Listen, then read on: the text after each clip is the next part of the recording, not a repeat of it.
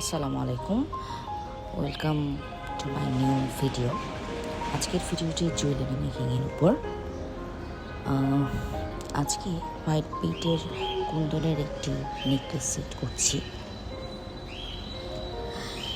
তো প্রথমে আমি যা যা উপকরণ তা নিয়ে নিলাম নেকলেস তৈরির জন্য।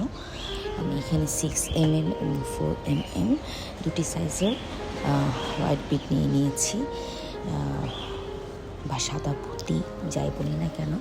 একটি বড় কুন্দন নিয়েছি যেটাকে আমরা পেন্ডেন্ট হিসেবে ইউজ করব।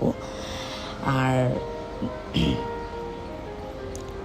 ইয়ার টপ নিয়েছি মেটাল গোল্ডেন কালারের এবং ছোট কুন্দন নিয়েছি। তো আসুন তাহলে আমরা শুরু করি।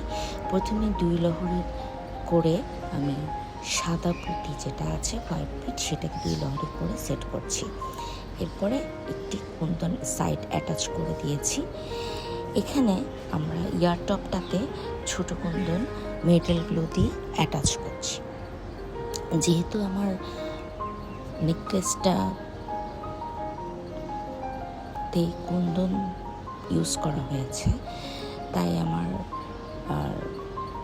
এমনটাই ডিজাইন ছিল, এমনটা চিন্তা ছিল যে ইয়ার টপে সরাসরি কুন্দন না দিয়ে মেটালের উপর একটা কুন্দনের কাজ করা। তাই যে ছোটো সাইজের যে কুন্দনগুলো আছে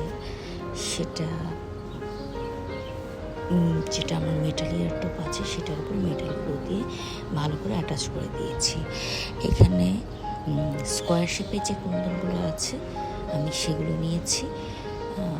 আসলে যে কোনো শেপে যে কোনো ডিজাইনই ভালো লাগবে, তো এখানটাতে আমার মনে হচ্ছে স্কোয়ার শেপটা দিলে একটু বেশি ভালো লাগবে।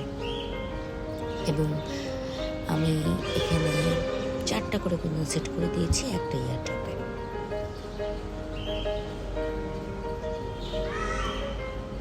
এরপরে সেটা ড্রাই হতে রেখে দিয়েছি, আর আমি আমার নেকলেসের বাকি কাজটাও শেষ করে ফেলেছি। এখানে টাসেলটা অ্যাড করে দিয়েছি।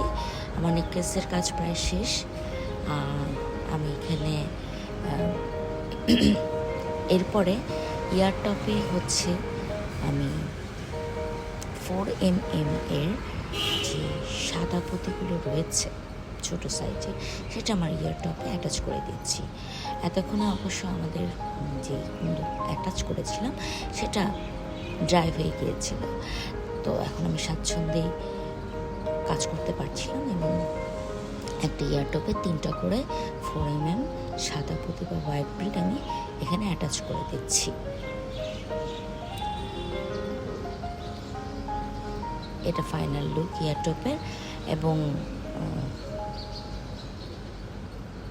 এটা আরেকটা ইয়ার টপ, এটাতেও আমি অ্যাটাচ করে দিচ্ছি 4mm এর সাদা পুঁতি।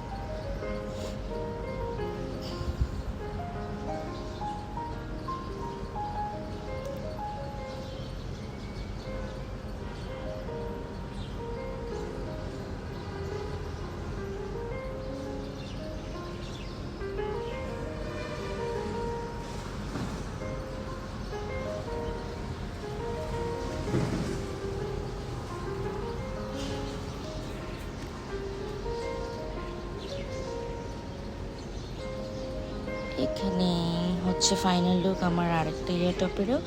সেই সাথে আমার এখানে কাজ শেষ হয়ে গেছে। এখনই ফাইনাল লুক দেখবেন। সবাইকে ধন্যবাদ ধৈর্য ধরে আমার ভিডিও দেখার জন্য। আল্লাহ হাফেজ।